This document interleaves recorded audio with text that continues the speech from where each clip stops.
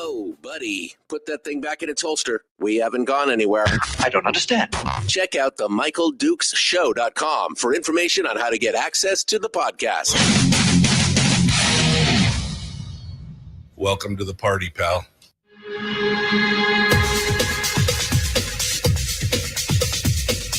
The Michael Dukes Show. The greed and the entitlement is astounding to me. What more could you want from a low-budget radio program? This is a dumpster fire. That was just BS. It is time to get a new perspective. We know just what you need, and we've got just the cure. Open wide and prepare for a steaming hot cup of freedom. I just don't fathom it. Live across the world. Well, that was weird. Live around the world on the internet at MichaelDukesShow.com and across the state of Alaska on this, your favorite radio station and or FM translator. Good morning, my friends, and welcome to Wednesday. It is hump day, although it feels a little bit like Monday, a little bit of a train wreck here this morning as we try and get things. You know, I got up extra early too. That was the worst part. I got up extra early, did some things, took a little walk with the dogs, and I had a cup of coffee and a little tomato juice, and just it was great right up until about 15 minutes ago, and then I was like, "Whoa, what's going on?" So anyway, enough of my woes. What's going on today? Well, it's you and me for the first hour here this morning. We're gonna. I know. Somebody said yesterday, do we have to keep talking about schools? Well, yes, we do. We do have to keep talking about schools. I mean, I hate to do it. I hate to do it to you. But seriously, at this point, it is the largest budget item in the state, right? $1.2 billion. $1.2 billion in funding for 120,000 kids, 126,000, 27,000 kids, whatever it is. And they're proposing to increase it by $800 million over the next 3 years. So yeah, we've got to talk about it. We've got to keep talking about it. That's just what's got to happen. And of course, it's back in the news. It's in the headlines. The Anchorage School Board last night, packed house. The hyperbole in this article from the ADN from Emily Gudikunst last night, talking about the school board meeting. Wow. I mean, they're just, they're using some interesting language here, and it's really stirring things up. And we have to talk about it because quite honestly, we need to counteract some of the things that are going on in the discussion, and some of the things that are being talked about and the comments that are being made. And we just kind of bring a little balance to this whole thing. So we're going to talk about that in hour one today. That's what we're about we're going to do it. We are also in hour two going to be joined by State Senator Shelley Hughes, who's going to be with us for a little bit here.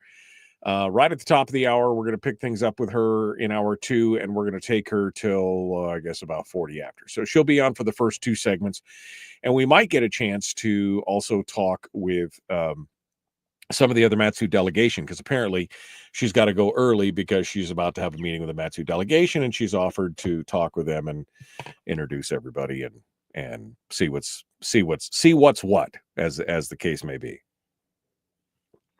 So we're going to do that as well. I do want to finally say that I am going to touch a little bit on some of the national stuff today. And I know somebody said this the other day in the chat room while we were doing the program.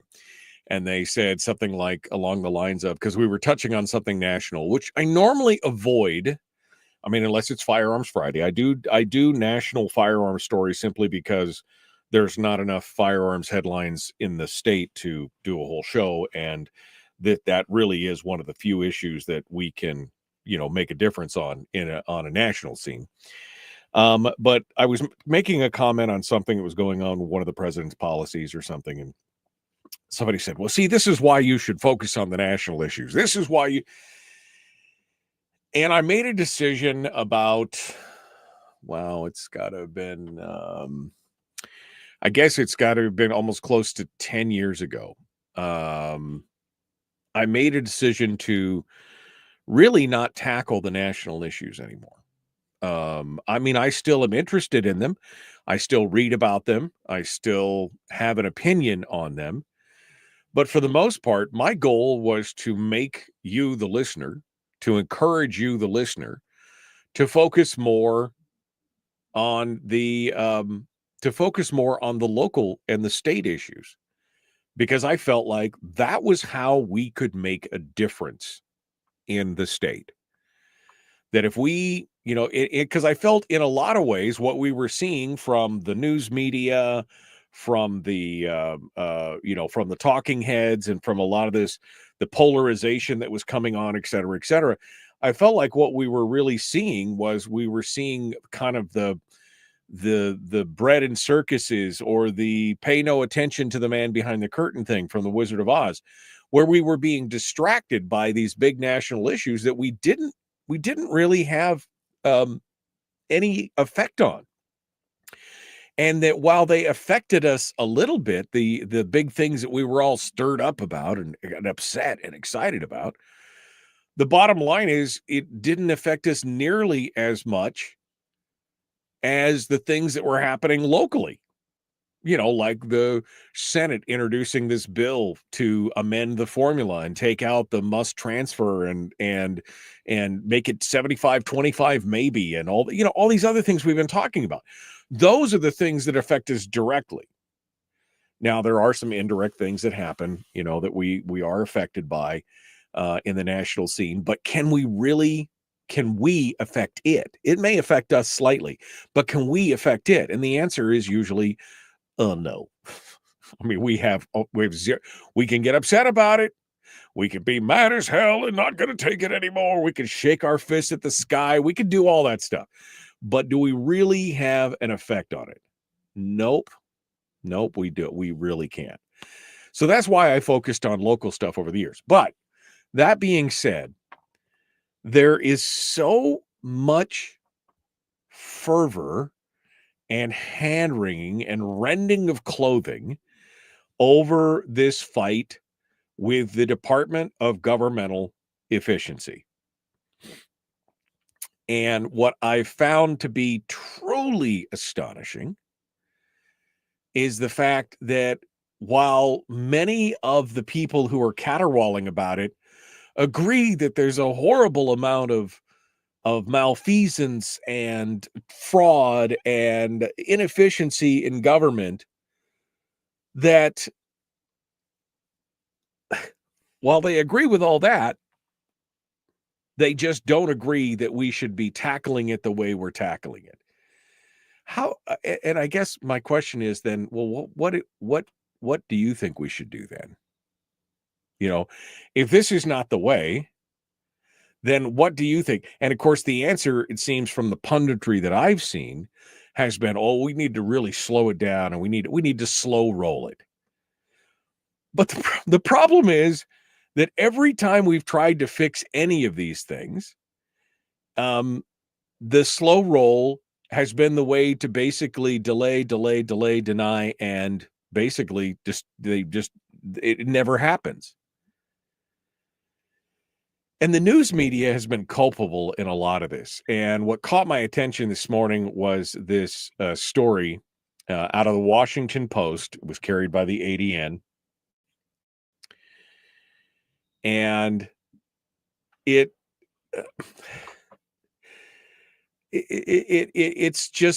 so typical because this is just typical of the story that we're seeing right now on everything about Doge.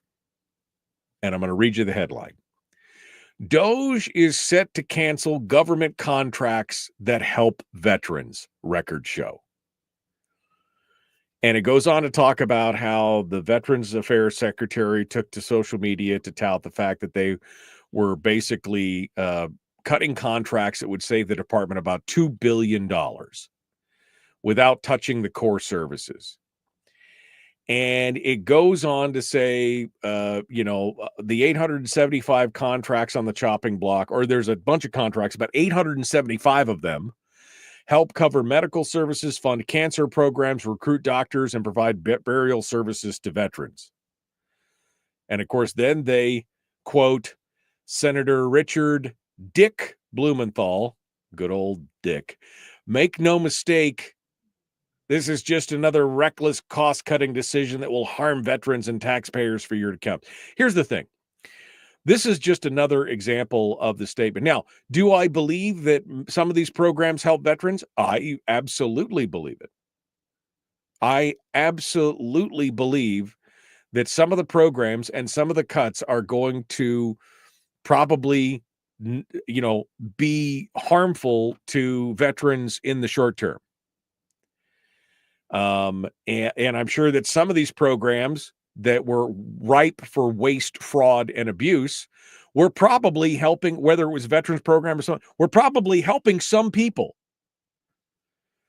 The problem is, and let me just use it as an example, and I'm not saying that's how it was in the Veterans Affairs or anything else, but I'm saying, let me just say that, let's say a program which is rife for, fraud, waste, and abuse, let's just say that 60% of the program was being abused or wasted or defrauded. And you're like, this program, over 60% of it is not going where it's supposed to be going. It's all, is it? And they say, well, you can't cut it because it's helping the other 40%. Well, but wait, we're wasting what? Well, there's a few people in there who are actually being helped by this program. Yeah, but look at the massive amount of fraud and but you can't do that because it's going to help these one or two. Yes, here's the thing. It's better to get sick from the cure than die from the disease. When you take chemo, your hair falls out and you feel like dog crap, right? But you're trying to kill the cancer that will kill you. So, yeah, this is going to be a painful process. And part of the problem is the time compression. They have to get this done in as quick a time as possible because, again, like I said, the slow roll is the weapon of choice for bureaucracy. I mean, we're in a bureaucracy. This is not a democracy or a republic hardly anymore. What we've got in the mechanisms and the wheels of government is a bureaucracy. They are in there essentially running the asylum. And their whole point is their whole point here is that they want to slow roll this because if they slow roll it, they win. They can outlast the president. They can go to the midterms. They can wait till the next thing. If Congress fails to do their job and fails to act on what's going on, this is going to be a huge problem. But see, the problem is that we also have a news media that is complicit. This whole article, which goes on to talk about how Doge is set to cancel these contracts, says they are, first of all, it characterizes the fact that, that they're chastising government workers and they're calling them bloated and corrupt and lazy. And then it quotes Blumenthal as saying, this is just going to hurt everybody. And then it doesn't go on to talk about specifics in the programs and why they're canceling them. All it says is that they're gleefully cutting and that those cuts are going to hurt veterans. And then they finish up with a Blumenthal quote at the end. And that every one of these cuts is going to hurt somebody. Right? even as righteous, if you found a cut that was 100% righteous and it was nearly 100% fraud going on in a specific area and they cut it, somebody's going to be hurt on it because there is a constituency or because there is a contractor or there is a government worker that's employed by that system or something. Somebody is going to be hurt. You can find somebody somewhere that's going to be hurt by these cuts. And in some cases, it will be all of us will be hurt by the cuts in one way because there'll be some effect on the economy or trickle down or something else. But the bottom line is we can't continue to go the way we're going. We're going from a $4 trillion budget just a handful of years ago. Today, we're talking about, what is it, $9-10 trillion? With only about $5 trillion in actual revenues being generated. You can't, it is math. You cannot continue. So yes, somebody's going to be hurt. Now, I don't want to hurt the veterans. I don't want to hurt I don't want to hurt anybody. But I don't want my country to implode either. And the bureaucracy is so entrenched and so afraid. And I mean, again, you can hear the caterwauling. Now is the time to get this done. Everybody's going to feel the pain. There's going to be a pinch for everybody, yes, including veterans. And you'll hope that in the next 2 years, as these things change, that pain will be lessened as they bring in more efficiency and they do better and they cut out some of the bloat and they do all those things. But any cut is going to be painful. That's the bottom line.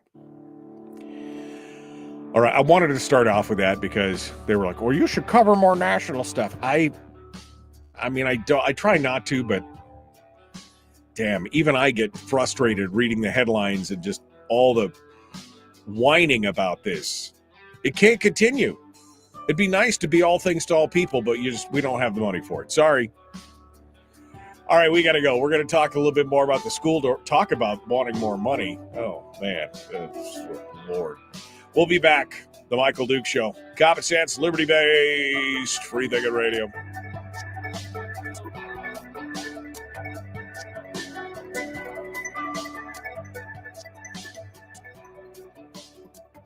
If you missed the show, you can listen to it on your time with Dukes on Demand. Oh, and it's free. Like America used to be. Streaming live every weekday morning on Facebook Live and MichaelDukesShow.com.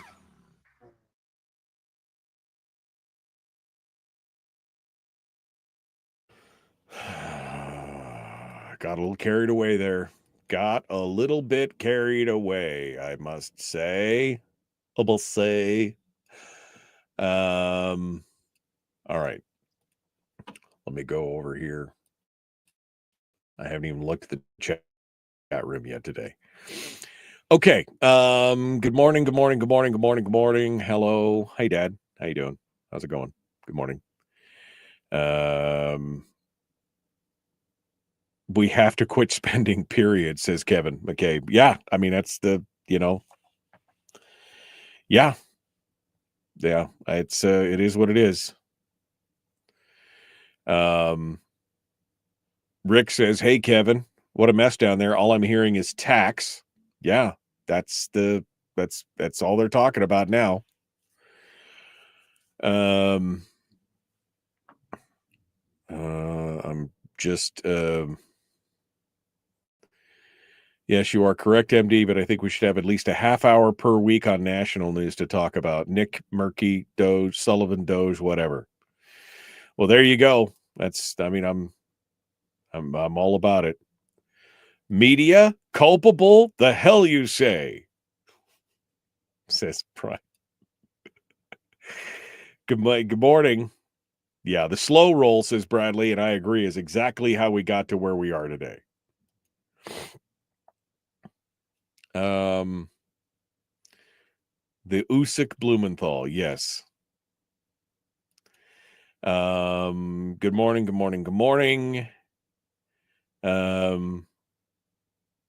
we do have to, even though we don't like a moron, blah, blah, blah, blah, blah, blah, blah, blah. Okay.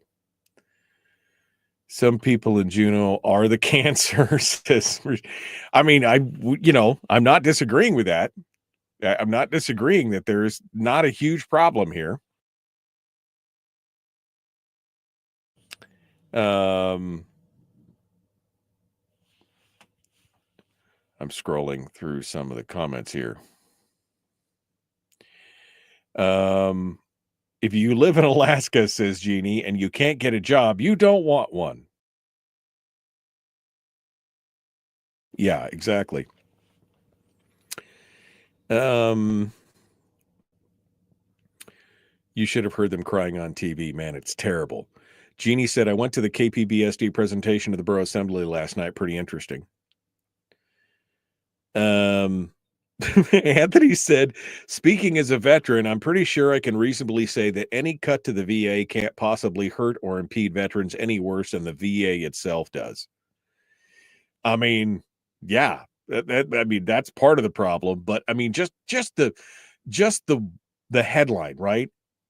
It's just, it helps some veterans. Well, yes, every program helps somebody somewhere. I mean, all right. Cole says, I'm sadly, or maybe he's not talking to me. I'm sadly delusional. I don't know what you're talking about here. Bashing VA. What are you talking about? We've been talking about the VA program. I don't know. Yeah, this whole thing has just been so interesting to watch. But I mean, if you're serious about getting government right-sized, getting it efficient, doing it, you understand that we're all going to hurt. At some point, we're all going to feel a pinch or a pain. There's going to be a pain point. Every program has got some kind of constituency. Even one that's, rife with waste, fraud, and abuse is going to be doing something good for anybody. Foreigners taking their jobs. What are you talking about? Are you talking about something completely different than what I'm talking about here in the thing? People who can't read the room. All right. We're going to continue on here. We're going to jump into this. The Michael Duke Show. Like and share, follow, ring the bell, subscribe, do all that stuff. Let's get to it. Common sense, liberty-based, free thinking radio.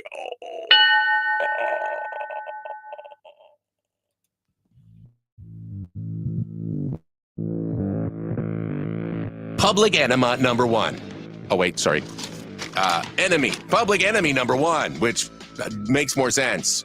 On the other hand, he's a little bit of a pain in the Michael Duke Show. Well, hello.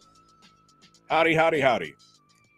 I'm a cowboy. No, I'm not, but I play one on TV. No, I don't. Welcome to the program. It's the Wednesday edition of the show. I swear, this whole morning has been an interesting exercise. All right.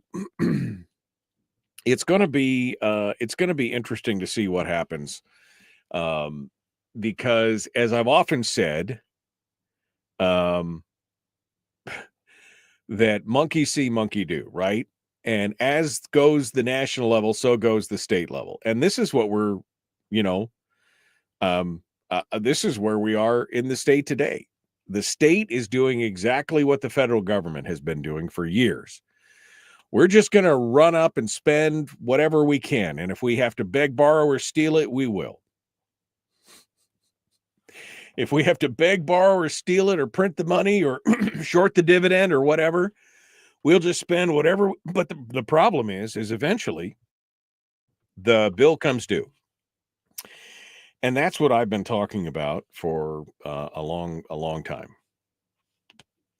is that eventually math wins, arithmetic wins. That's how it goes.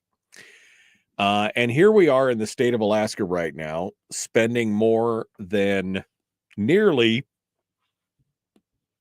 nearly every other state in the nation. My camera just freaked out. Nearly every other state in the nation.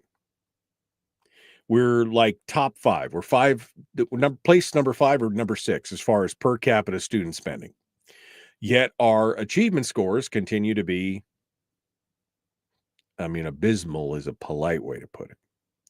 Tragic is the other way to put it. And the answer is always, well, we need to increase our spending by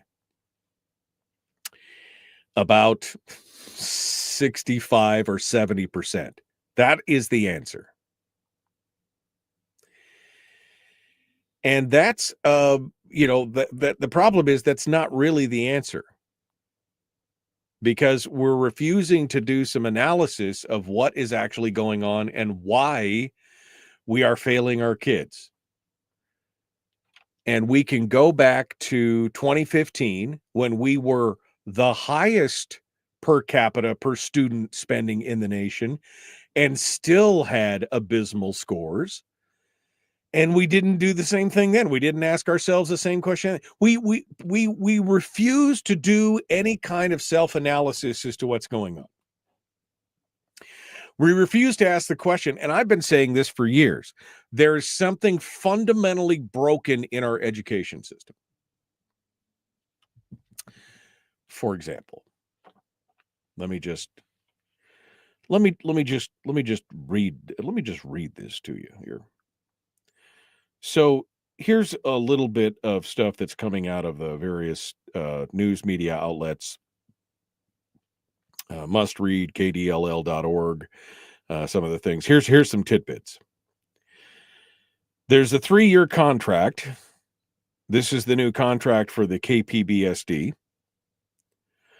The 3-year contract includes a $16,000 raise for Kai Holland, who will make $195,000 per year plus benefits starting July the 1st.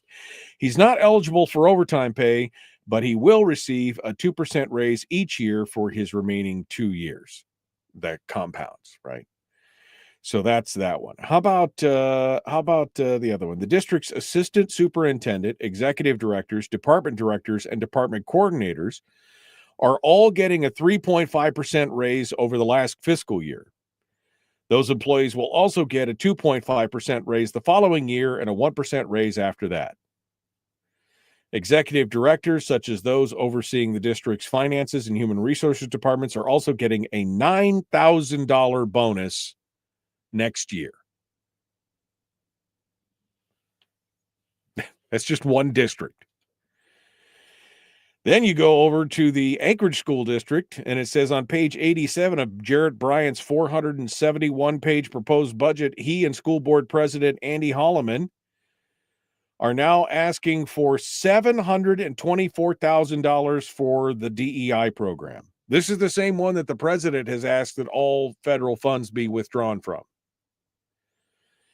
The Anchorage proposed budget seeks to boost the current DEI program from $600,000 to $724,000, and that could put millions of federal dollars at risk. Now, these are all the same people who didn't want us to give teachers bonuses as the governor had proposed because they want to control the money. See, the problem is this is really all about propping up the education industry as an industry. It's not really about the kids. It's not really about education. And you could see that in the way that they're crafting the messaging and the language. For example, Anchorage School Board makes broad cuts to staff programs and sports in next year's budget. This is the story from Emily Goodykins over there at the ADN about their vote last night. The school board, they voted to slash $43 million. The cuts include more than 380 teacher, staff, and administrative positions. Now, what they don't tell you up front, and I'm just going to do this because this is one of my biggest pet peeves.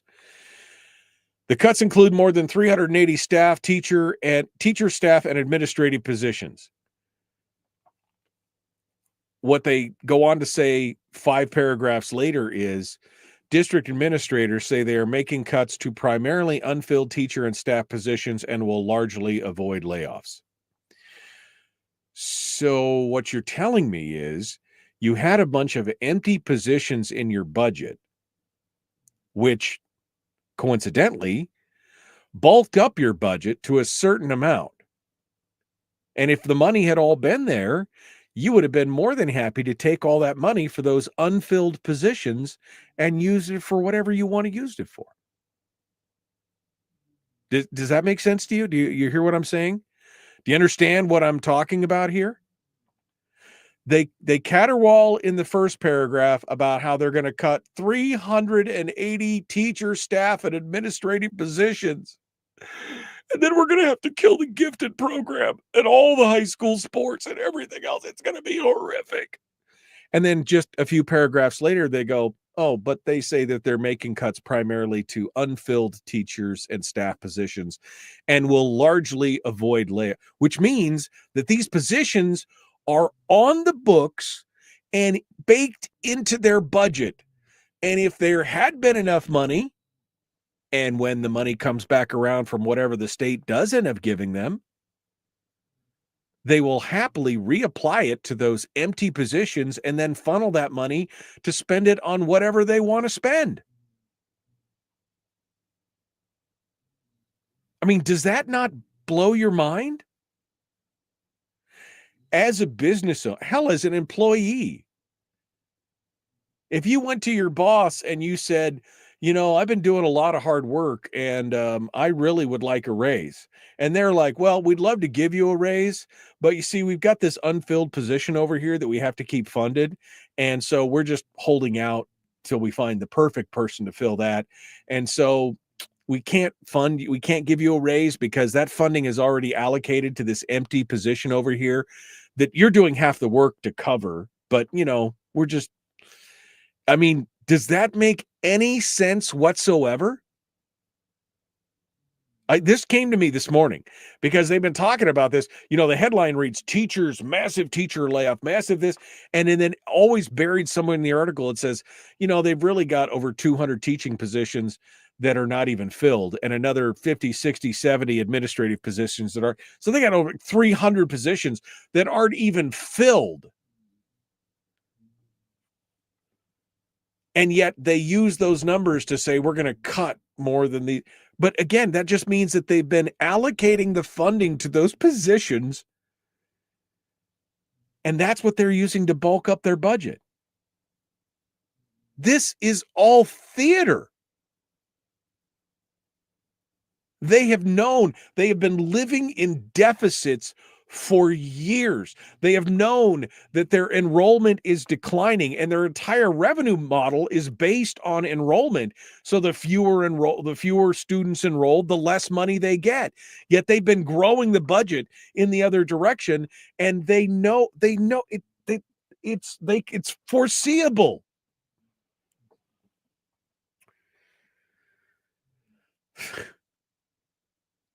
It is astonishing.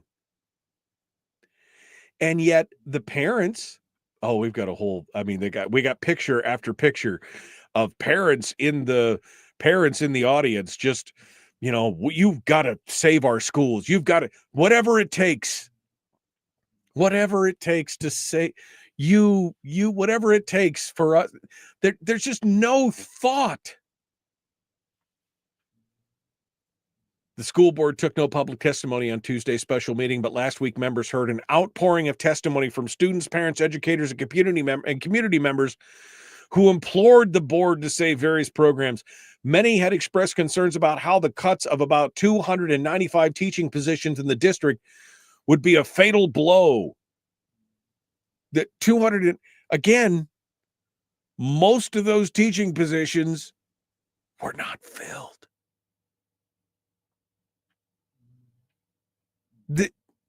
Do you not see that this whole thing, and I'm not saying everybody's involved and it's some kind of massive conspiracy.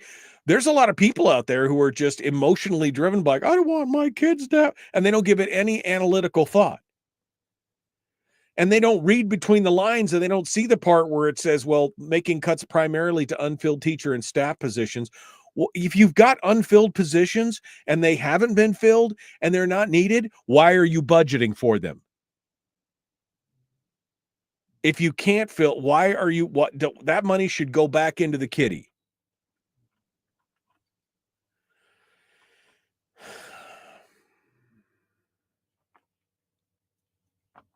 You know what? We should just bring the whole thing down. We should just let them do whatever they want to do. Go ahead, spend it into oblivion. Go ahead. Go ahead, give them whatever they want. Because when the wheels come off the bus, what are they going to do? I mean, they'll eat each other. It'll be World War Z around here. Go ahead. You know, people not giving a second thought. Oh, I'm worried about Johnny and going to school. How are we going to pay for it? I don't know, but it would just, somebody has to pay for it. It just won't be. Okay. You people, every one of you. You know, these people who look you in the eye, these guys making $400,000 in wages and benefits. I mean, what was it? Kai Holland now he's going to be making $200,000 as the superintendent of a smallish school district. You know, and these other guys, $200,000-$300,000 a year to come back and just tell you that they need more money every year, even though they know that the enrollments decline. It's just madness. This whole thing is just crazy. If you've got over 200 positions, teachers or administrators, and my understanding is that it's closer to 280, 90, so just under 300. If you've got that, and they're averaging, what, 80, I'm just breaking stuff around here, $80,000 a position, what kind of huge slush fund is that? What kind of, I mean, if you've got 300 positions at $80,000 a year, you do the math.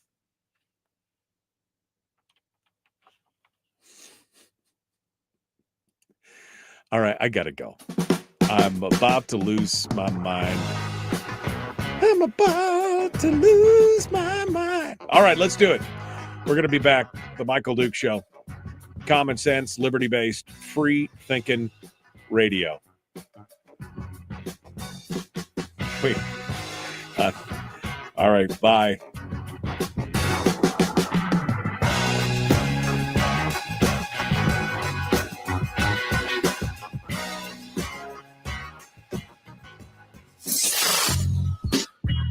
What is that? Common sense. Regularly heard on American radio. Michael Duke Show. Radio.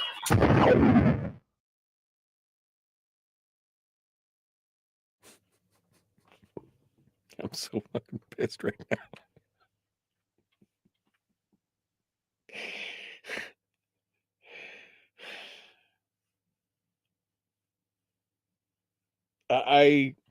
I mean, I'm a little bit at wit's end. Let me just put it that way. A little bit at wit's end. That they can look you in the eye with a straight face and cry big crocodile tears that they have to cut the funding. That you know, that they have to cut the funding for the children, for the music programs. The music programs and the gifted and talented programs. And it's because of those mean people in the legislature that just won't give us our money if we would do that. I mean, not that they didn't have any warning that there's a declining enrollment. Not that they didn't know that there's going to be escalators in the costs of everything. Not that they weren't aware that they already had a deficit. And hey, MD, please don't sing. Ooh, why not? My love. All right. I'm scrolling backwards here.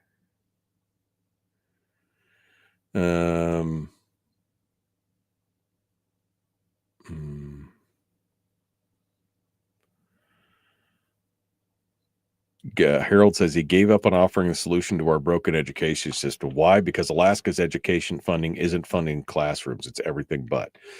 I agree, Harold. That's the things. I mean, that's the thing. I mean, we can offer solutions, but nobody,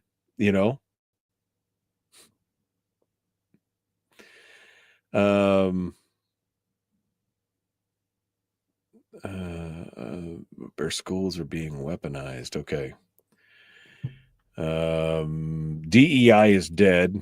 They will lose their federal funding, says Jeannie. I mean, I hope so. I mean, I would hope so.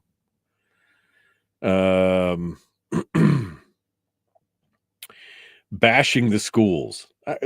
I'm bashing the administrators. That's not the schools themselves. Yeah, we should be reducing the number of schools, Pete. I agree 100%. Rob Myers on YouTube says, ask ASD how many teachers they have that aren't in the classroom. How do you know, by any chance, Rob, if you asked this question? I'm just curious. Jeannie says, kabuki theater fraud. That's exactly what it is. It's all kabuki theater. School district kakistocracy.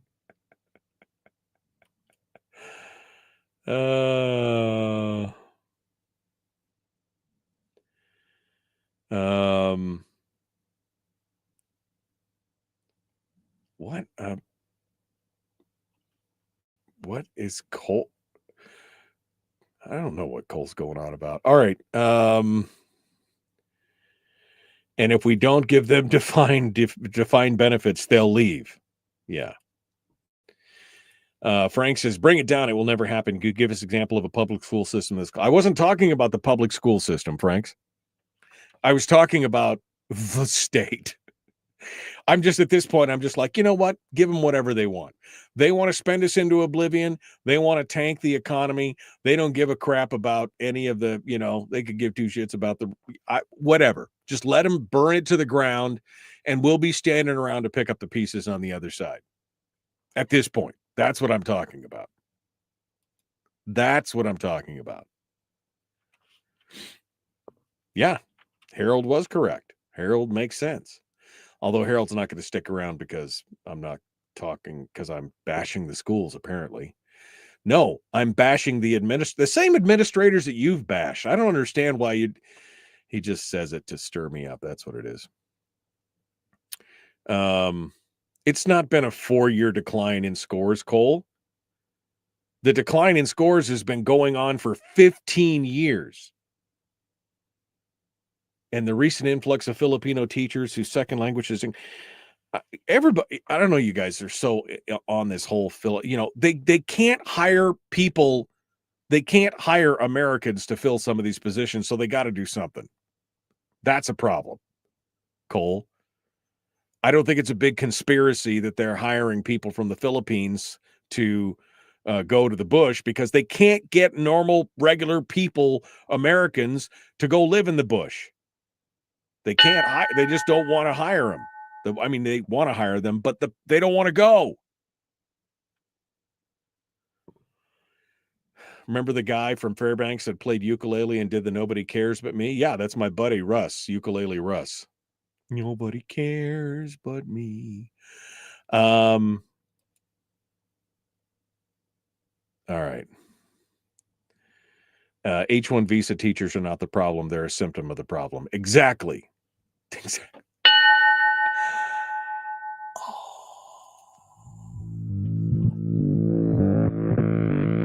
Public enema number one. Oh, wait, sorry. Public enemy number one, which makes more sense. On the other hand, he's a little bit of a pain in the Michael Duke Show. Okay.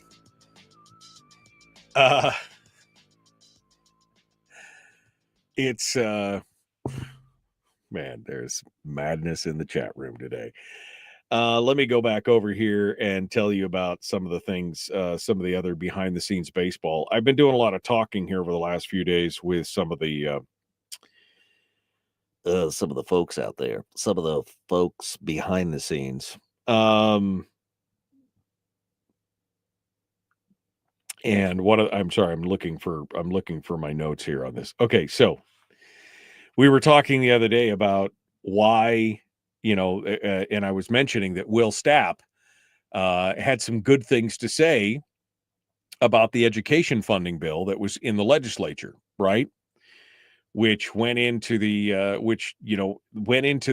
was rolled out of education by the majority. They called it out of the education committee without a vote of the committee because Maxine Dibbard has been out for medical reasons, and they didn't have enough votes to get it out of committee. They wanted to get it out of committee, so they used Rule 49, 48, 49, whichever one it is, and they rolled it out of committee, which just incensed the minority, obviously, because they're like, wait, we don't have any.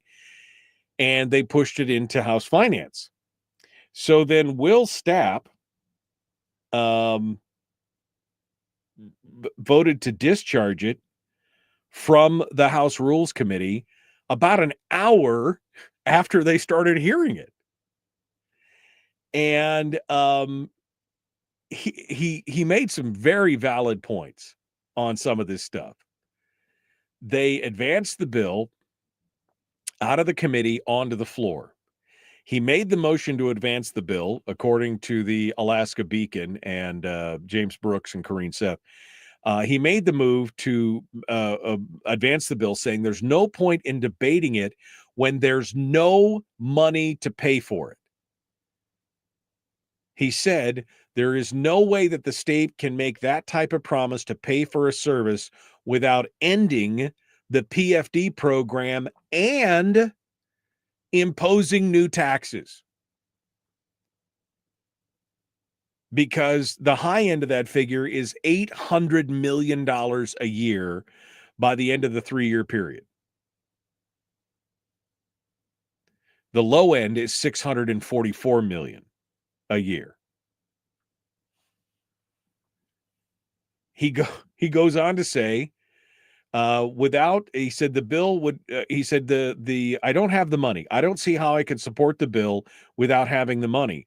I'm interested to hear what the majority's proposals are to be able to fund the bill, but I will absolutely bite. I know this is a big priority for you guys. So, Mr. Co-Chair, with the permission of the committee, I'm going to go ahead and see if I can move the bill. That was the motion he made to move it out of committee. And then, of course, Bryce Edgman said that there's always a question in the legislature of how to pay. But, of course, he goes back to the classic deflection. He said, I think in this fiscal year, we're looking at a lot of things with the same question. We always, in the end, make it work right, just to all come together. I always posit the cost of doing nothing. What's that cost? Well, the cost of doing nothing is nothing, because if you don't have the money, the cost of doing nothing could save you millions of dollars in the future that you don't have now or in the future. What's the cost of doing nothing? Think of the children.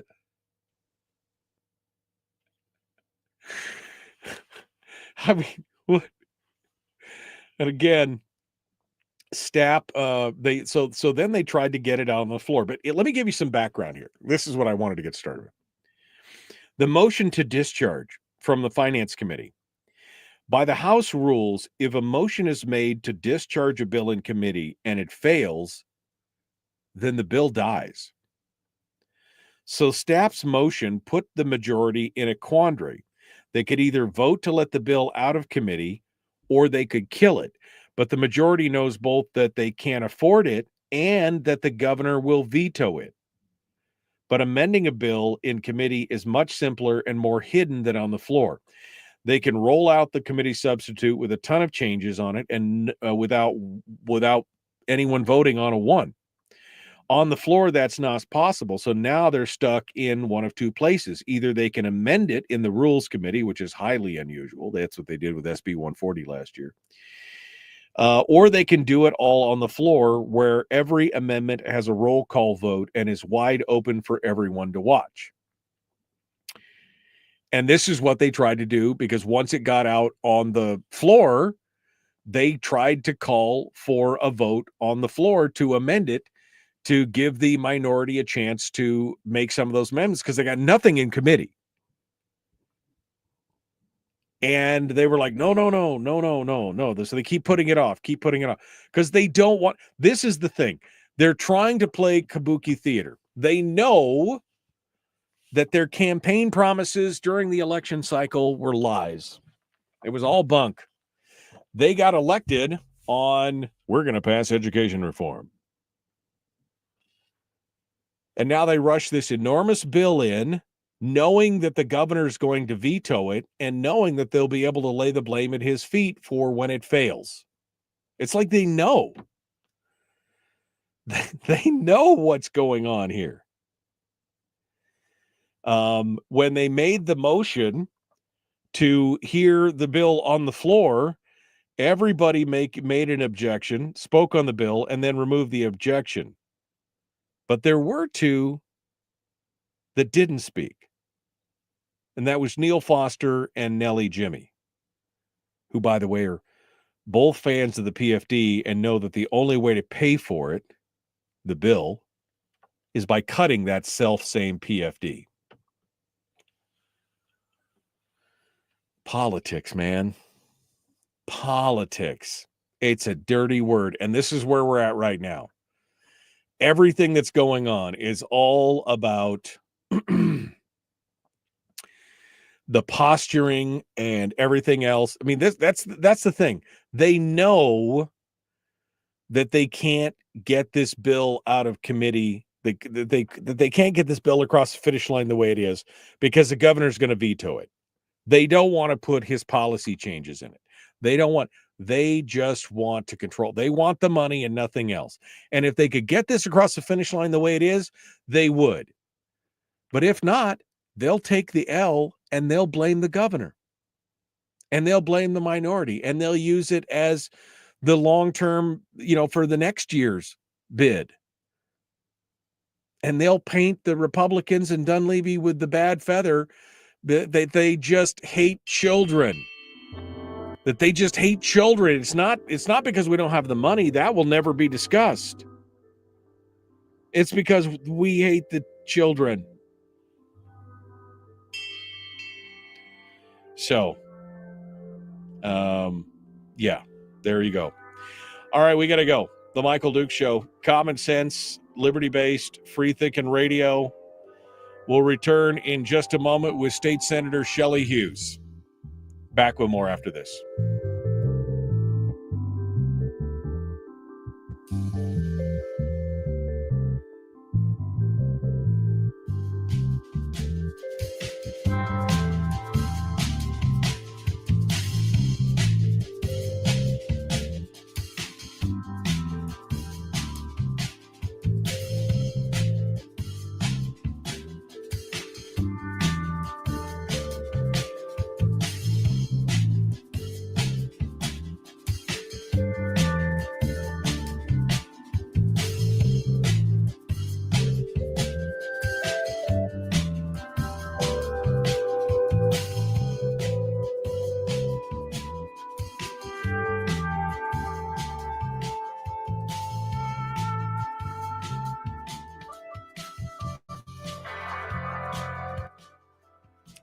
Okay.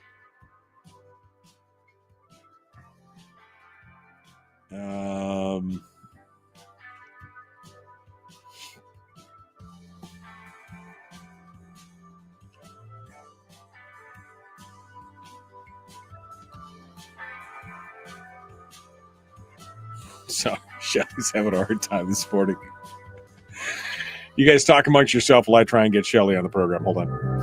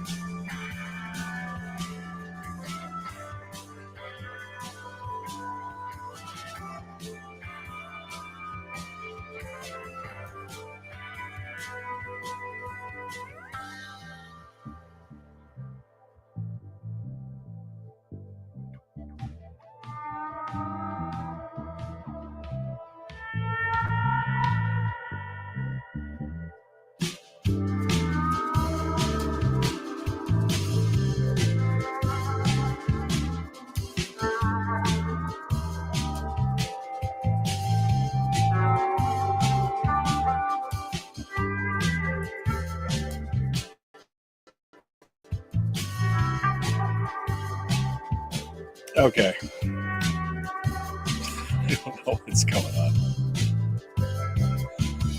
on. Brian says, how about we just own hating children and move on? I mean, is that it? Is that we just hate kids? Is that the only solution? If we don't agree with something, it must be because we hate the children.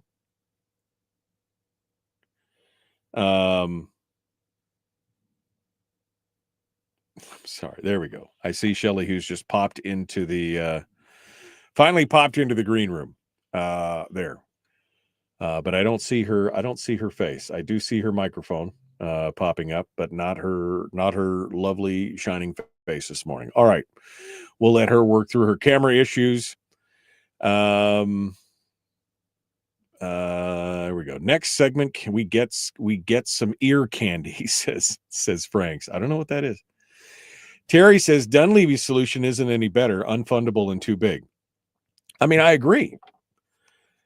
I think at this point we need to start talking about consolidations and efficiency and Doge and et cetera, et cetera. But it seems like everybody's agreeing, well, that school funding needs to be increased. We'll do it in one-time fact. I mean, again, this idea of tying it into a long-term solution and just having it be repeated so you don't have to have this conversation anymore and then tied to inflation, that doesn't help anything.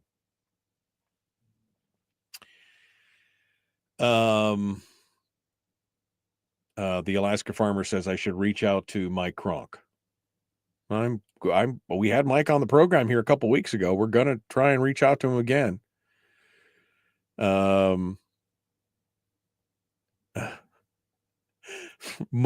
Ranking the states from the most to the least corrupt, published January 23rd, 2015, and Alaska just happens to be number 2. Alabama is the only one that's worse.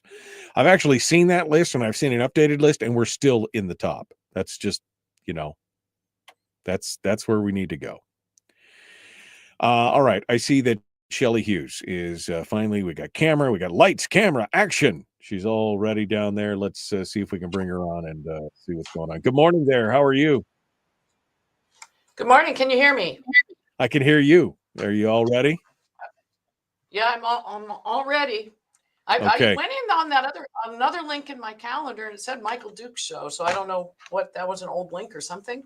No, there's only one. Well, there was a link for the video. That's for the video after the fact. That's for the video. Well, whatever. Here we are. We're all good. We're all good and we're ready to go. Okay. Well, I'll pull you back into the green room and you hang out there and just we'll be right back to you. Don't go anywhere. State Senator Shelley Hughes will be joining us here, and we're gonna do it. Each time Ron says, each time I hear someone say it's for the children, I can't help but picture Michael Jackson standing in Neverland with all those kids standing around him. Oh man, that's an ugly pair. That's not what I did not need that in my head today. Thank you, Ron. All right. We are, well, let's just do it. Let's just quit the fussing around here and we'll continue. The Michael Duke Show, common sense, liberty-based, free-thinking radio. Like, share, subscribe, ring the bell. Shelley Hughes, our guest. Up next, let's get to it. Here we go.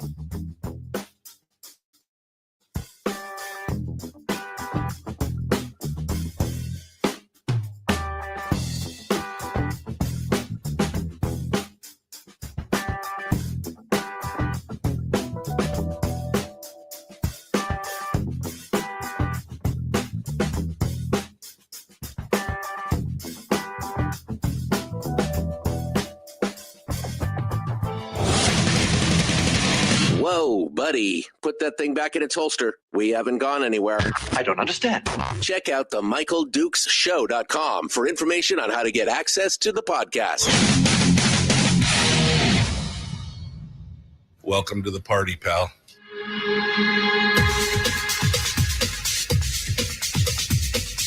The Michael Dukes Show. The greed and the entitlement is astounding to me. What more could you want from a low-budget radio program? This is a dumpster fire. That was just BS. It is time to get a new perspective We know just what you need, and we've got just the cure. Open wide and prepare for a steaming hot cup of freedom. I just don't fathom it. The Michael Dukes Show, streaming live across the world. Live around the world on the internet at michaeldukeshow.com and across the state of Alaska on this your favorite radio station and or FM translator. Good morning. Hi, how are you? Yep, I'm rushing through it. Why? Because we've got a very short time this morning to speak to our new guest, State Senator Shelley Hughes, who's going to be with us till about 40 minutes after the hour. She's actually going to introduce us to some of the Matsu delegation. She's having a meeting this morning, so she can't be with us the whole hour. But we want to get some things. We want answers. We want to know what's going on. We want to know what's happening.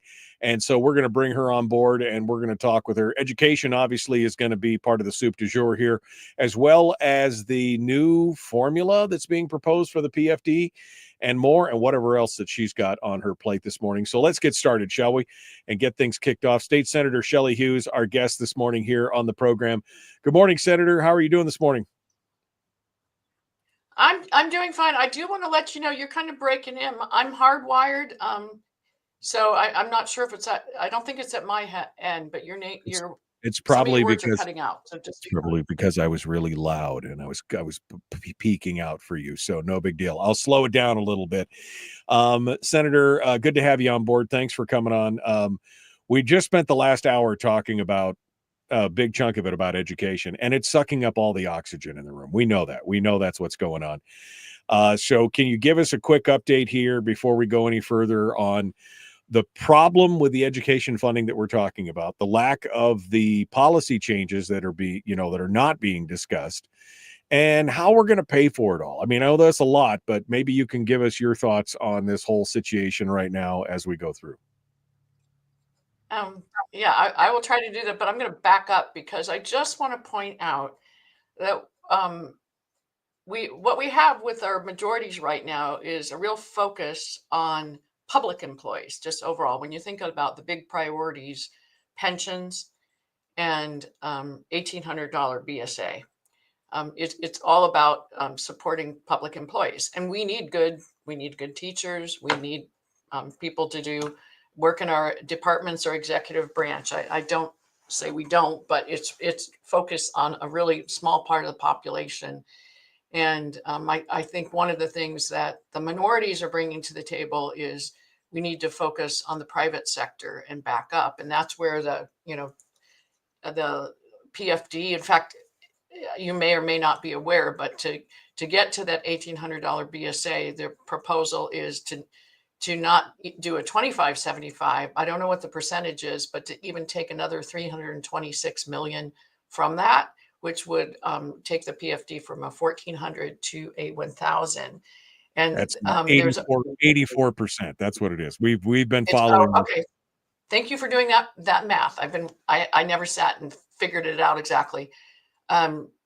Yeah. So, and part of that, our Senate Finance has been a little bit more realistic and basically saying the 175 million that we put outside the formula is what we have this year.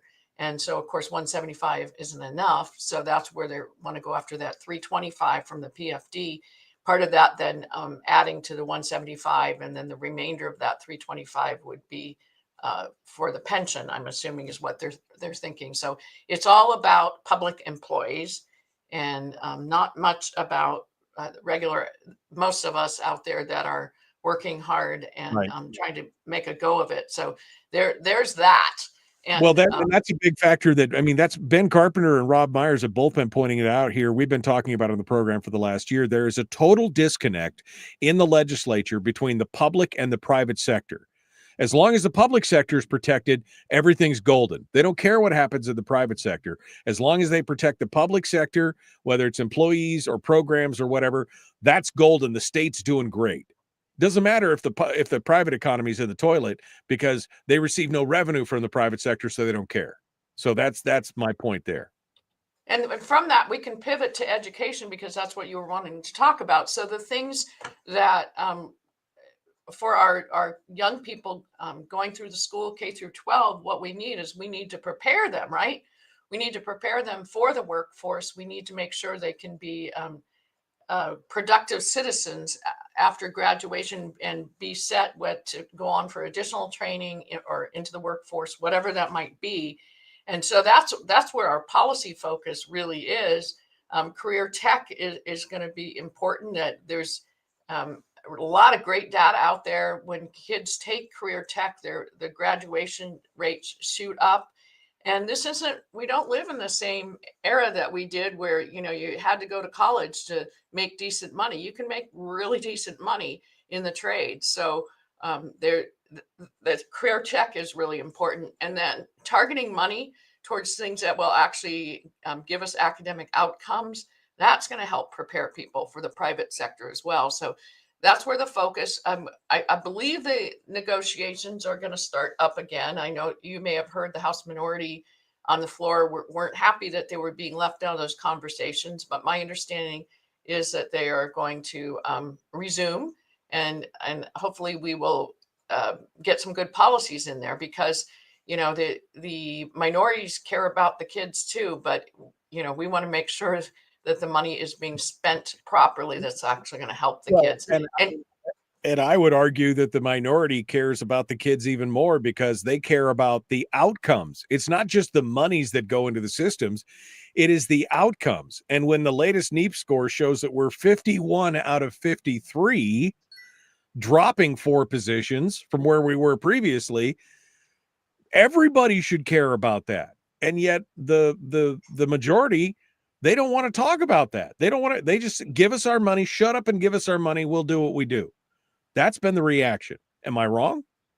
Yeah. They believe that if you put the money in the BSA, that the schools will fix the academic problem, but there's so much data showing that doesn't happen. The research shows that money giving in general to a district doesn't correlate with academic improvement, but when it's targeted, it does. So I really think we should pay attention to that. I want to talk about classroom size also. So during the READS Act that I worked on for a number of years before we got it through, I remember getting some language in there, and I wasn't sure if it made it in. And I went back a month or so ago, and it's like, oh my gosh, it did survive. And what it was that the districts would report to DEED the ratio of teachers to students and administrators to students. And so that survived the READS Act. And so we got that data. Anchorage has a ratio of 18 students to a teacher. And yet I'm getting reports. I got an email over the weekend from a parent that their young child, I'm not sure what one of the primary grades, was in a reading group with 43 kids. Well, that's not good. 43 kids in reading, that doesn't fly, right?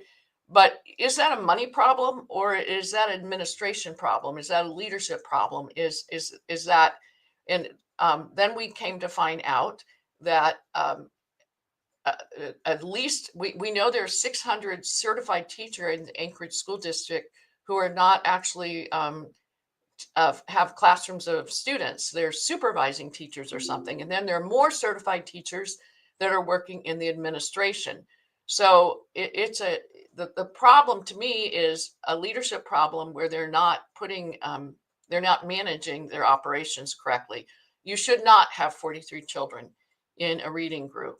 And so anyway, those ratios are really revealing, and our ratios actually across the state are really good. I think that I looked at all the schools in Anchorage as an example, and one of the high schools had, I think, 23-1. That was the highest ratio in the Anchorage School District. And a lot of the districts across the state had like 12-1. So really good ratios. It's just how are the districts choosing to use those teachers? So I think that's important. And you're talking about student to teacher ratios, not teachers in the classroom, but total number of teachers. The problem is that number is disguised because how many of those teachers are not actually classroom teachers? That's the problem. And that's how they hide it. And that's how they hide some of this stuff. Sarah Montalbano, who was with the Alaska Policy Forum when she was on the program last, basically came in and said she did the study to figure out how many teachers versus administrators there were, classroom teachers, not just certified teachers working, but teachers in the classroom. And in many districts, it was 2 and 3 to 1. In some districts, it's as many as 4 to 1, 4 administrators to 1 teacher. That's backwards. And that's why the costing in our education system, quite honestly, is out of control. It is, and that's happening nationally. You know, one of the interesting things too, as far as what the governor is proposing to allow parents to have more options as far as charter schools and correspondence schools, that actually the NEA is fearful that's going to decimate the neighborhood brick and mortar school. But the research on that also says, at minimum, it improves the academic outcomes in the brick and mortar school, and it doesn't decimate them. Arizona, as a case in point, it's had options running for quite a few years, and they've actually built more brick and mortar schools. They have more neighborhood schools 10 years later than they did when they started their program. So it doesn't decimate them. It improves them. It improves them in more than one way, just naturally through competition. And but also there's something that people need to think about when a teacher in a classroom has one child that's very disruptive and taking all that teacher's time and attention. It's very hard for that teacher then to help the other students, correct? And that child, that disruptive child, when you have other options, that often is the child that the parents recognize it's not a good learning environment. They remove that child from the brick and mortar school and put them in a better suited learning environment for that child. So now that teacher has a more manageable class. So you have that combination of competition, stepping up their game, and also making sure students are in the best suited learning environment. So you actually see academic improvements in the neighborhood schools when you offer more options. So that doesn't seem to be resonating, though, with some that just want to raise the BSA or are not interested. They fear that the more correspondence students and charter students, that it's going to hurt the neighborhood school, but it's not. It won't. Right. Well, but again, this goes back to the problem, which is the education industrial complex. And that's what it is. It's a protectionism of the actual education industry versus actually delivering a good product. That's what's being focused on here. This is the whole genesis of the shut up and give us our money, we'll worry about policy later issue. That it's simply a money issue. But we know that's not true. In 2015, we were funding students to the highest level in the nation on a per capita basis in 2015. And yet we were at the bottom of the achievement in the NEEP score. We were at the bottom. We were in the bottom of the barrel, and it's continued. And in fact, we went up a little bit here 2 years ago after COVID, and now we've cratered again. And we're still number 5 in the nation on a per student basis of spending. This is not a money issue. $1.2+ billion for 127,000 students. This is not a money problem. This is a problem with something as fundamentally broken or flawed in the education system. And whether it's curriculum, teaching styles, too much administrative overhead, whatever, those are the conversations we need to be having. But instead, we're just having why do you hate children? Just give us the money. And of course, the big question is, how do we pay for it? Now, you mentioned the PFD. If we pay for everything that's in the budget, and you saw the Ledge Finance report early on that Alexi Painter put out, and they said that if we just funded everything to where we were today and we just continued to fund at a base level of what we've got going on, it will consume 98% of the POMV draw. So if you add another $300, $400, $500 million on for education, defined benefits, whatever bells and whistles the legislature decides to put in, the PFD is gone. And then we're already seeing people are talking about taxes. It's going to be taxed because there's no political will to cut. How do we pay for this? And how do we turn the discussion from strictly an issue of budgeting and funding to an issue of policy and efficiency? Yeah, good question. Representative Elam from Kenai brought in, he had a little cheat sheet that Ledge Finance put together, and it showed that with the HB 69, the $1,800 BSA increase showed the PFD, I think, being gone by 2030 or 2031. So, I mean, it wipes it out. I do want to mention the focus on the system that we seem to see with NEA, as opposed to the focus on the child, which is where I'm coming from. I care about every single student across the state and want them to, have access to a great opportunity to learn, because it's a game changer. It's a life changer. I've told people before, I was under the poverty level when I had little kids, and it was education, that brought me out of that. So it is a game changer, and it's part of the American dream, is at what education can do for people. And where we're not giving the kids the best opportunity, we're robbing them of that. And I also say, the size of our state and the challenges and everything, I actually wouldn't mind if we were the highest cost, and we probably should be, just per student, based on our geography and what it costs to heat and all that, the school buildings and things like that. But if we should be the top in the nation, right? So it's not okay to be spending so much and be at the bottom of the barrel. So I just wanted to make that point. Also, Right. what the other side is arguing is that we aren't in the one of the highest spenders. They're saying we're below average, and they're basing it on an ICER study. And I haven't looked at the ICER study, but I heard part of a presentation, and I believe their methodology, something is off, because they basically are saying how much more Anchorage is. They're doing a cost of living adjustment. And frankly, it is cheaper to live in Anchorage right now than it is to live in Chicago or LA or New York. So I think they're boosting and then, they say Anchorage is way more expensive. So if you live out in the village, it's really, really expensive. So we got to factor and multiply up for that. Well, I lived in villages, Michael, and yeah, a gallon of milk is ridiculously expensive. But you know what? It's not expensive getting around. You're not burning gas in a car.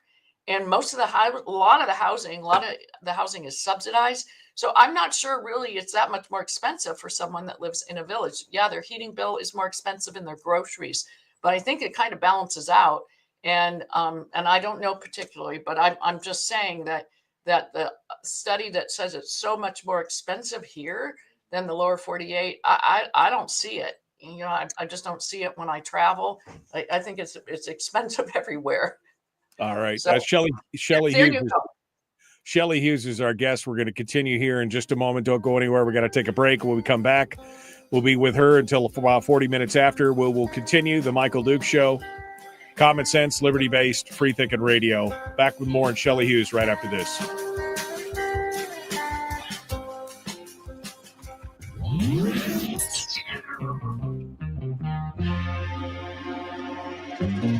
Listened to by more staffers in Juneau than any other show, because their bosses told them to. And after what they just heard, oh man, they're going to be pissed. You're a bad, bad man. The Michael Dukes Show.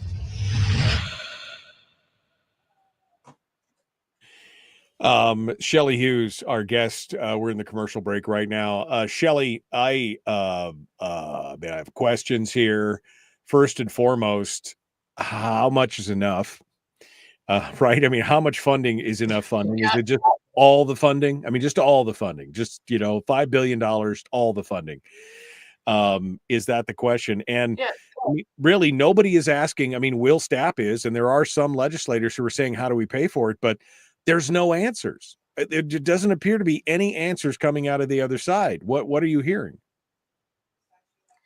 Well, I think that the Senate finance table is going to hold the line as far as not doing what they want to do there. Yeah. And I know on the other segment, I didn't actually get your question. How are we going to pay for it? It would break the bank, and it would, the kind of taxes it would take would drive people out of the state. It'd be just not good. It goes back to your government, your budget has to be affordable for the private sector, and we're getting to the point where it's not. Our budget doesn't. And we've been talking that this whole fiscal plan thing that we've been drumming for years. This is really the time to do it. And, we had kind of these situations back in the 90s and then around 2015. And we kept talking about the need to settle these certain things, fix the spending cap. And we didn't do it. And had we done it back in the 90s, it would have softened what happened in 2015 and again where we are now. So the question, are we this is the time to have that conversation again? Do we have the votes for something like this to happen? I don't know. I'm not hearing it, but I will say I think the Senate Finance table is not interested, and they understand that it would not be sustainable what the House majority is talking about doing. Well, and even the fact that the governor's talked about it and several legislators in the minorities have talked about, well, we could see some kind of funding increase. But again, the current spending that we have right now, even just keeping it quasi flatlined, just with the baked in escalators, just with the things that are in the budget and the contracts and everything else, just with what we have, we're already up. The 10-year forecast shows that we're hundreds of millions of dollars in deficit moving forward. I mean, at some point, somebody's got to say, we really can't do anything except find more efficiencies. Either we're going to have to create taxes, the PFD is going to be taken away, we're going to have to add taxes to that, or we're going to have to cut. And there's no appetite to do the last thing. I've got a bill for you. Okay. I've got a bill. And actually, Senator Kaufman, he's got the spending cap. And we'll be talking it probably more. My bill was just filed. But it's basically Doge, but it's measured and steady year after year after year. And a couple other states have done it. Texas has done it. It's the Sunset Commission. And it is what we need. And had we put a spending cap in place in the 90s and had a Sunset Commission, we would not be where we are right now. We would not be where we are. And the Sunset Commission it sets up an independent objective audit team, bringing in business people. People know how to run a lean, mean machine, understand finances, efficient operations, and they're editing agencies on a steady basis. They're not within the legislative branch. They're not within the executive branch. They're kind of quasi-independent. You can't just have them floating out there because of our Constitution. So it's like the railroad. It's attached to the executive branch, but it runs its own show. So with the Sunset Commission. But it's actually Doge with teeth, because I was listening to national news, because some of the things that are happening at the national level and that Congress could undo. So the Sunset Commission, actually, after they do their review of both performance and finances and make their recommendations about an agency, they provide it in bill form, their recommendations to the legislature. And the law would require that the legislature then to hold hearings on that. And if the legislature did not pass a bill, the agency would sunset, thus the name Sunset Commission. Right. Okay. So it's basically Doge with teeth. All right, hold the line. We're coming up on it here. We got to go. The Michael Duke Show continues. Common sense, liberty-based, free-thinking radio. We're going to jump into it right now. He wants to keep. I was going to cut it. The Michael Duke Show. Not your daddy. Wait, sorry. Not your daddy? Ooh, not your daddy's talk radio. Whew. I was scared for a second. Thought we were going down. Here's Michael Dukes and the show.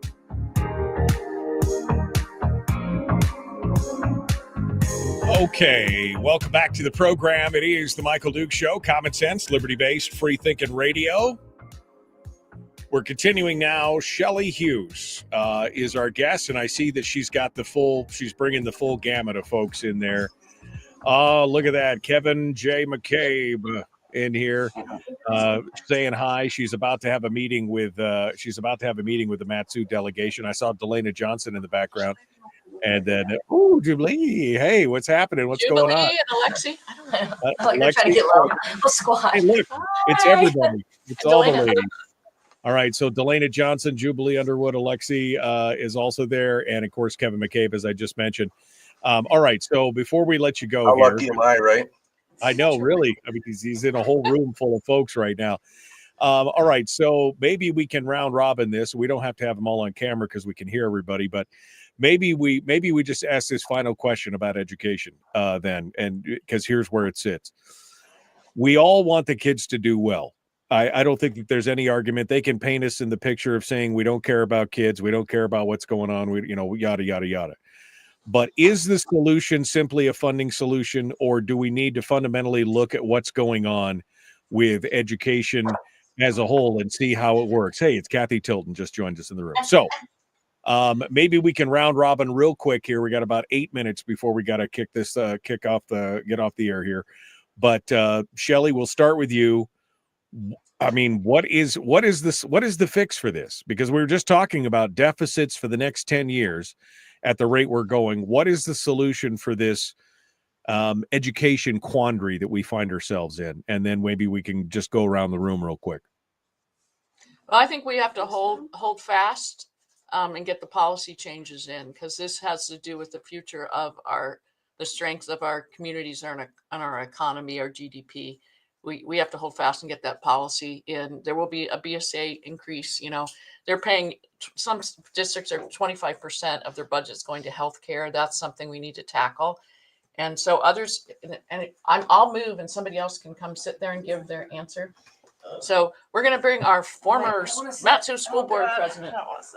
Okay, we're gonna round robin up here as we go. Jubilee Underwood, and announce yourself as you go through here. Jubilee, what are your thoughts on this? I mean, what is the solution to this education quandary? I agree with Shelley. We got to have both, not just funding, it's policy changes as well. We got to get to the root of the issue.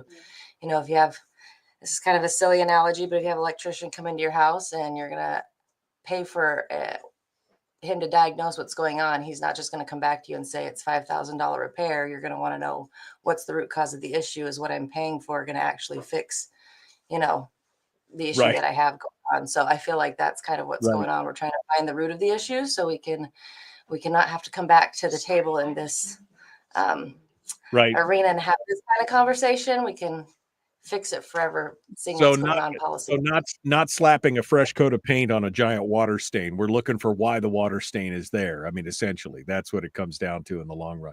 And how do we pay for it? How do we pay for it? Yeah. Well, we need to boost our revenue in the state to pay for a lot of things. So yeah. Well, that's a negative. All right. Who's up next? We're going to bring Alexi up, or who's coming up next? Kevin McCabe. All right, let's bring Kevin up. Kevin, Alexi just walked out. Yeah. Over and above the policy issues, Mike, I think the problem is the lack of honesty in the discussion. So whether you're the anchored school district who's basing their budget on zero increases from the legislature, so they can tell everybody what a huge hole they're in, or the folks that are just complaining without showing us what the actual issue is. So everybody says we need more money. Everybody says it's terrible. Even we, to a certain extent, when we're talking about policy, conflate or inflate or emphasize numbers that maybe we just need to be honest with each other, transparent, and find out where exactly we are. Yeah, no, I mean, I think we need to do some self-analysis here. This has been part of the problem with the education system as a whole. We keep throwing money at it and keep getting bad results. Nobody's asking the question of why are the results bad? It can't simply be a money issue at this point. No, I 100% agree. We have to have an honest conversation, and the big 14, 13 buttons from last year, or the red shirts, or all of that kind of stuff. All that is emotion. It's not true and honest data. Yeah, no, I agree. I agree with that. All right, who else we got? Kathy, Delana, Alexi, who's coming up next? We're gonna get. We got the round robin. There we go, Alexi. So, hey. Hello. Oh yeah, bring it up. Bring it up. There you go. There we go. All right. So Hi, good morning. Good morning. So in your opinion, again, the question is, how do we pay for it? And is this the only solution? Is it only a funding issue? What is your take on this? I think we're going to sound like broken records, but we're going to have a BSA, and they're going to figure out how to pay for it. And I don't know what that looks like and what those metrics look like, but I think that the bottom line is we care about children, and we know that this has to be taken care of. We want to be a part of the conversation. We want to have a say in the policy. We need policy reform on all of this. And I think that's our big message right now, is that we want to be a part of the conversation. We want to know you know, how this ticks and how this is going to look for the state of Alaska. And so that's kind of my answer on it. I don't really have a whole lot. I mean, we're all gonna give you the same shakedown Well, right now because we're all frustrated and we're all wanting to see some yeah. change here with the Well, and I would love, and I would love to have you and Jubilee both on to talk about this in a deeper way and have a deeper discussion on it. So we should Yeah. plan for something like that. But all right, well, Yeah, I absolutely. appreciate Over to Kathy. your take on that, Kathy Tilton, joining us here, a former majority leader. Good morning. Morning, Kathy. All right, so you know what the question is. I mean, it's, you know, how do we pay for all this? Because there's a lot. I mean, we want a lot, Well, right? All we're hearing during the election cycle is how they're going to put a chicken in every pot and how we're going to do this. And education was a big deal. So how do we pay for it? You know, how do we pay for it? That's a really good question. And that's what I ask everybody when they come into my office. Yeah, no matter how old they are, young people come in advocating, and I haven't really thought about what that means to say that, you know, you need this big of an increase. And I was reminding them that you're talking about $1 billion, which, you know, I remember when I first came in the legislature, $1 million was hard to say, but let's think about $1 billion. And it's not something that you just say, let's just do this. And, you know, there's a lot of things to think about when you think about the BSA and you think about the makeup of our state. You know, it's hard to know what the right number is across this whole state. And some of it, I think, is that it's not necessarily what the base student allocation is. I think we need to think about other things, like Shelley talked about the healthcare costs, but also bringing down energy costs. That's not just affecting school districts, that's affecting everybody in the entire state. So the problem isn't just confined around the schools. It's about how are we going to bring down costs of power across our state? How are we going to help to get some affordable healthcare and stuff like that? You know, and to just throw some more money at it, which hasn't happened in the last 8 years. The last 2 years, we tried to do some reforms. We tried to, you know, say, okay, here's the reforms we're looking for. Then we can maybe feel okay about adding to the BSA, but that didn't work out. And so Right. if we're not willing to make some changes so that our students are getting the education they deserve and, you know, coming out work ready and life ready, well, it's hard. You know, I don't want to just throw some more money at it. Right. Well, but they act like the one-time funding hasn't happened. I mean, yet there's been a 35% increase over the last 18 years in education funding as a whole, and that includes one-time funding and BSAs and everything else. There hasn't been much of an increase to the BSA. I agree, but I mean, $175 million in one-time funding last year. That was nothing to sneeze at, right? Nothing to sneeze at all. And that's what I'm saying, is that we did last year give some funding to help with some of the challenges, but it was one time. But that's because we don't know the answer to what it really should look like as far as the BSA. And I don't think that increasing the BSA gets us better results. And we already know that. Right. The school districts say they're going to shut down schools. They say, oh, we're going to shut down 5 schools, you know, as a threat. And then they shut down 1 or 2. Right. And Well, and so, is shutting down the school a function of the fact that the state's not funding it, or is it mostly a function of the fact that they have declining enrollment and they have fewer students that they need to service? That's the thing. We're not getting a true and honest accounting of what's going on. Yep, exactly. All right. I'm going to step out here. We're Okay. getting ready to start this meeting, so I don't know. Okay. Oh, Delena's going to come up and say Delena's something. going to come So up. Delena Johnson. Good. We'll get Delena Johnson's comment here before we wrap things up. It's been a hot minute since we've talked to Delena, so you've got the, you know, you've heard all the answers, you've heard all the questions. I mean, how do we do it, Delena? How do we pay, and what's the solution in your mind?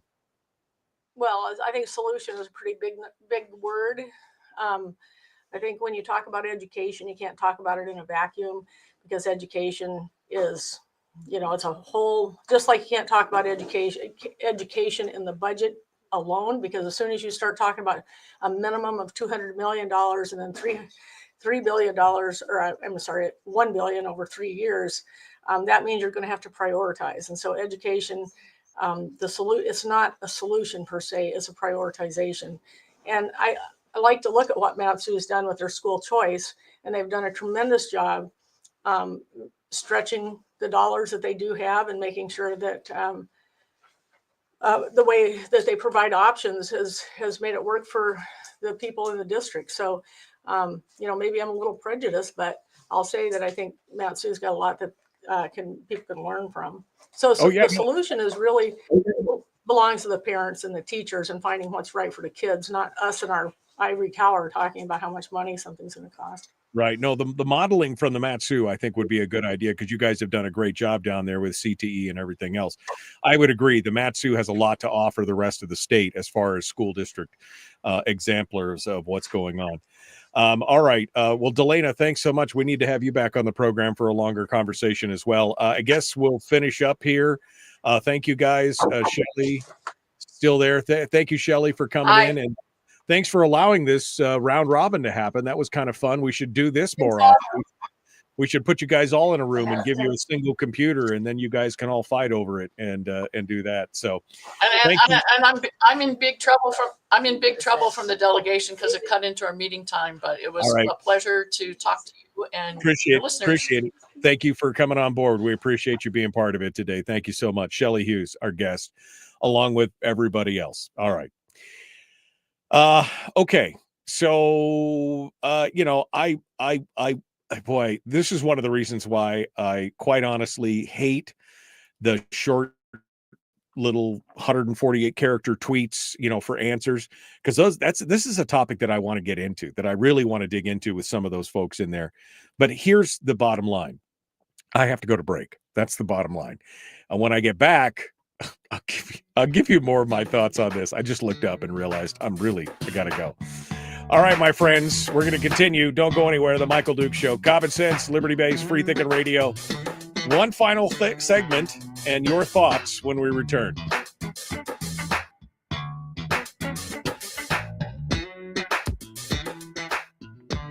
We're broadcasting live through a series of tubes, allowing all of these entities to provide streaming stuff going on the internet. Well, it's kind of hard to explain. Sorry.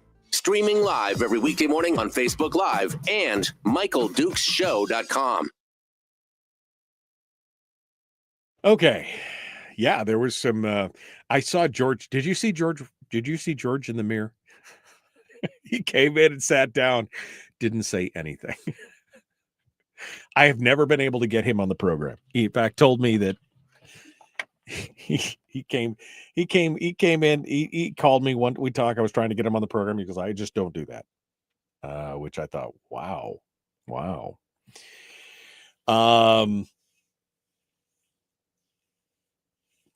I would love to have a longer conversation with everybody about that.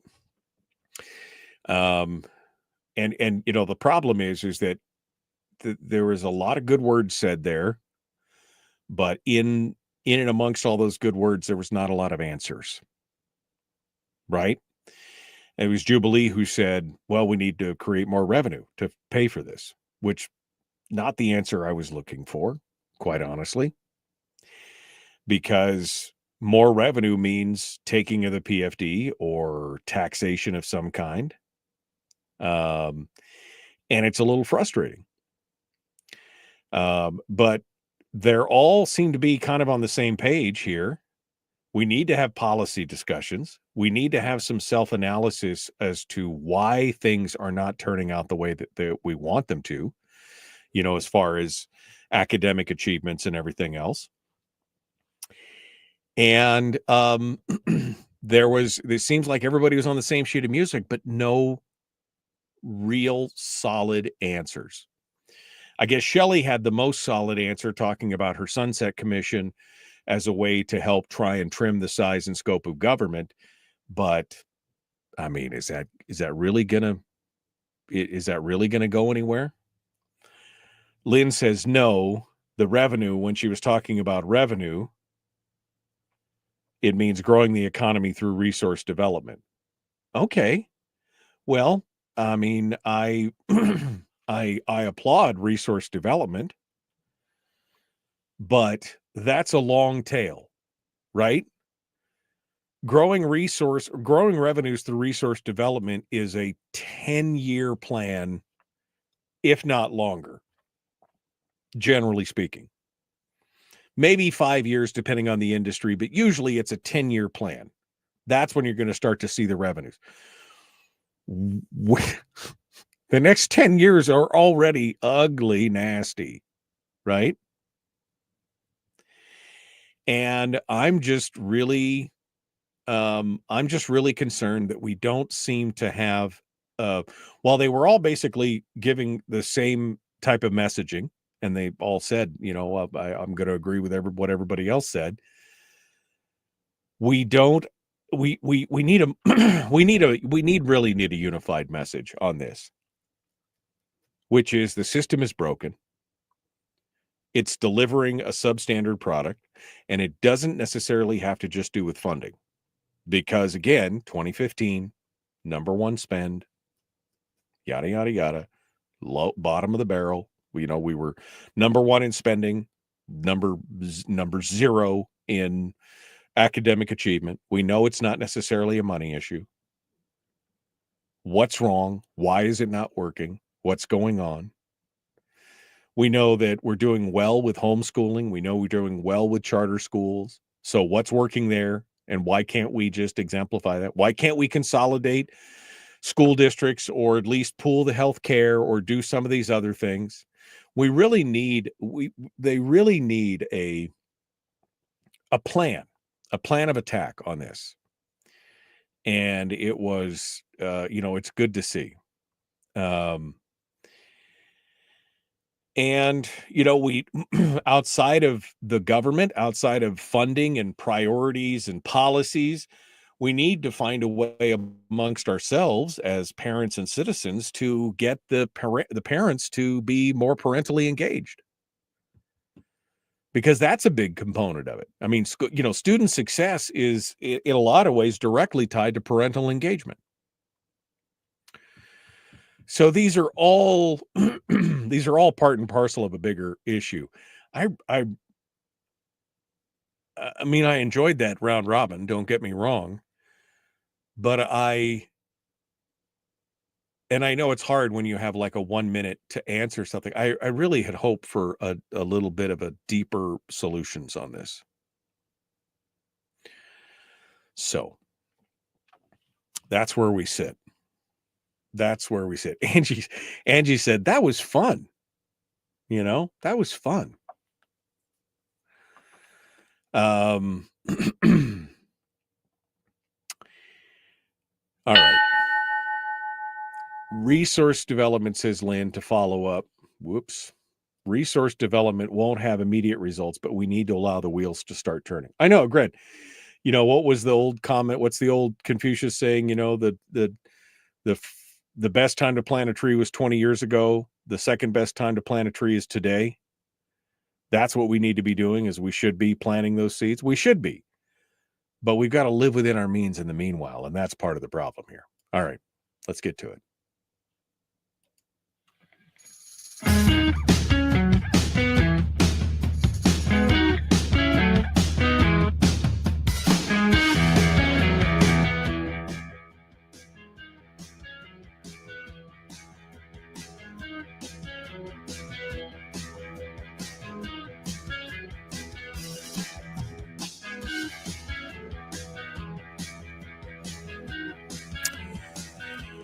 Okay.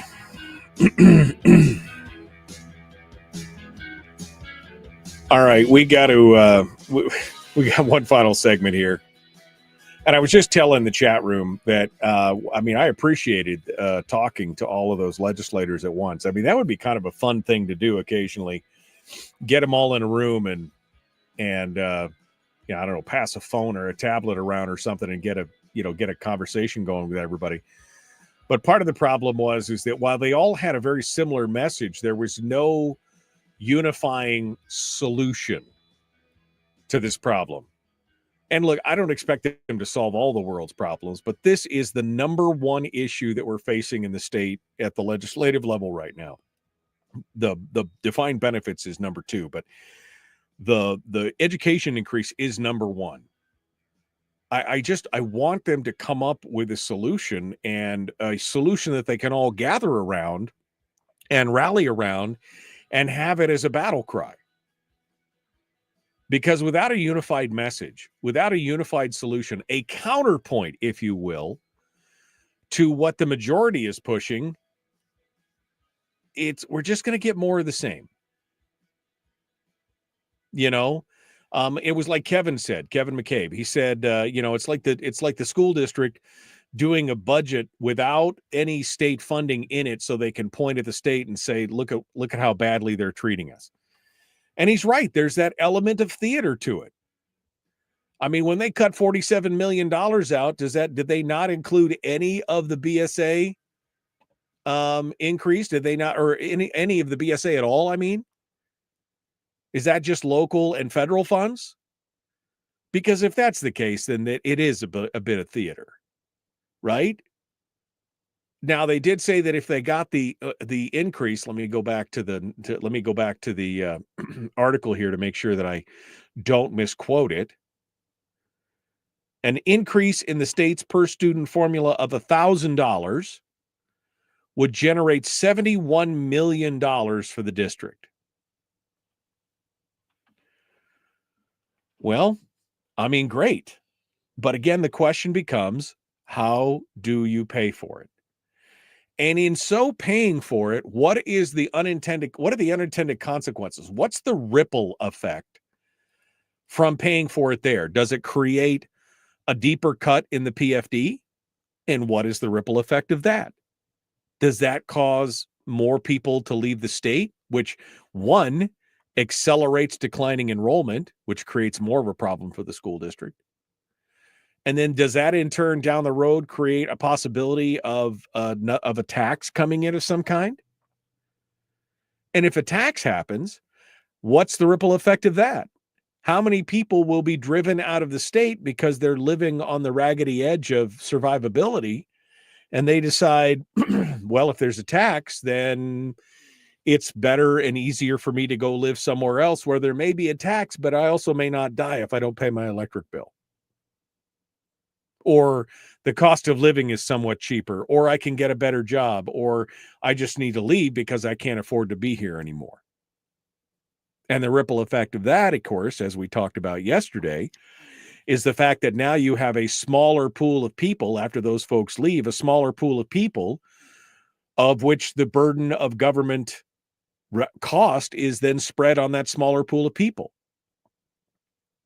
which in turn causes the fringes of that pool of people to feel the stressors, and they will eventually leave, which causes the pool to shrink even more and that burden to be spread on a smaller. You see what I'm saying? Can you smell the doom loop from here?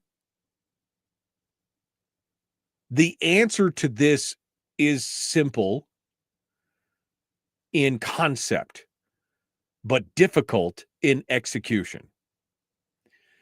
The answer to this problem is we must live within our means, which means we must shrink the size and scope of government, that we must spread the burden of government out to a larger slice of the people in the state so that everybody understands the cost of what they're actually getting. And that we must care about the private economy, because eventually, if not now, eventually, the private economy is going to be the revenue source for the state, in part or in whole. That's really the solutions that we should be talking about. I agree with Brad. Nobody wants to cut anything anymore. There is no political, but it is the solution. It is the answer.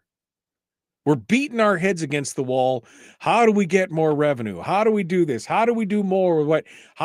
Because all they want to talk about is increasing the spending. And we already had that. You want to know why pre-COVID we were having such a hard time with our recession, right? We had a recession. And it was slow. We couldn't get out of it. We were having a hard time getting out of it. Why? because we were continuing this huge, massive government spend. That's why. Because we weren't paying attention to what was going on in the private sector. And we had a chance. I mean, we had a chance back in 2014 when that first ICER report came out that said if we cut the spending in the state back to $4.1 billion, I think was the number.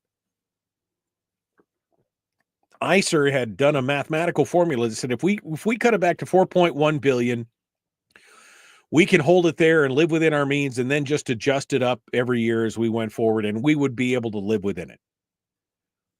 And every legislator that came across came across my microphone and talked with me, oh yeah, no, I think that's a good target. We should do that. And yet, what was it? This was $5 billion. 4.1. Are you kidding me? And then the next year it had to ratchet back because it was based on a scale. So the next year it was 4 billion or 3.9 billion. And we asked the same question. Can we get back? Well, I think we can. I think we can. And it was over $5 billion. Nobody wants to be the bad guy. Nobody wants to be the guy that says, or the gal that says, sorry, we just can't have that program or this thing or the other thing anymore. We've got to cut back because we have no more money. We burned through $18 billion in the CBR over the course of just a few years and emptied it out to nearly nothing. And yet that appetite never changed. Never changed. And once we draw into the PFD and the PFD is gone and they are mandated to have a balanced budget, what are they going to do then? I think you know what's going to happen. All right, my friends, tomorrow's Thursday. Be kind, love one another, live well. The Michael Duke Show. We'll see you tomorrow. Have a great day.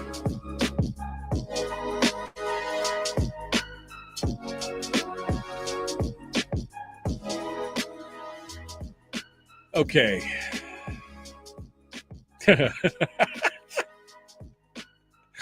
Rob Myers just said, we had resource development for revenue in the 70s. The result was government growing exponentially. Yeah. Yeah, no, great point. Great point, Rob. Absolutely great point. All right. I just can't imagine. Simple doesn't mean easy, said Fat Ray. Lifting a heavy weight is simple but difficult. Yes. Yes. I hear you. All right.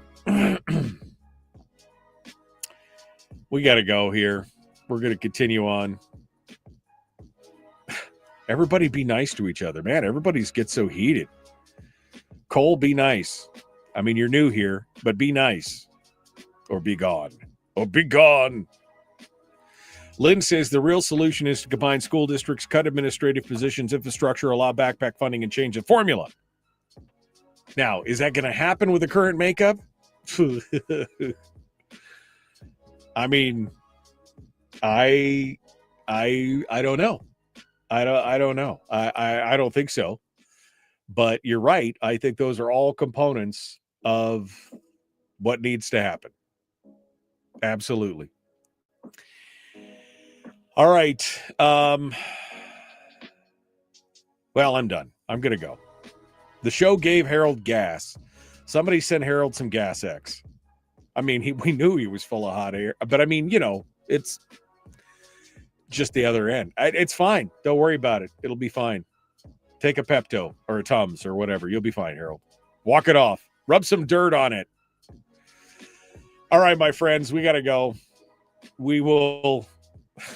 Man, why are people getting so snotty here? I just realized that Harold is.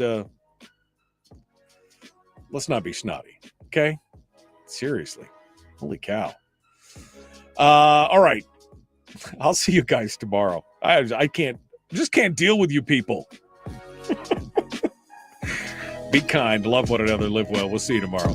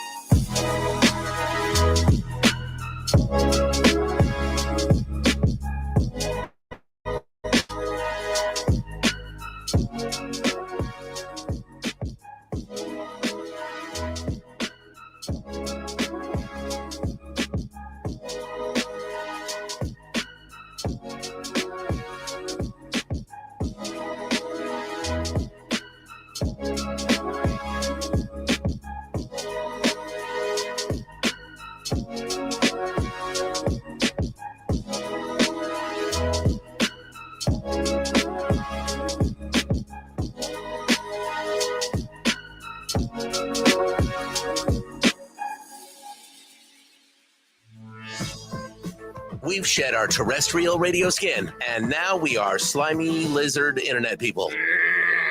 It's the Michael Duke Show.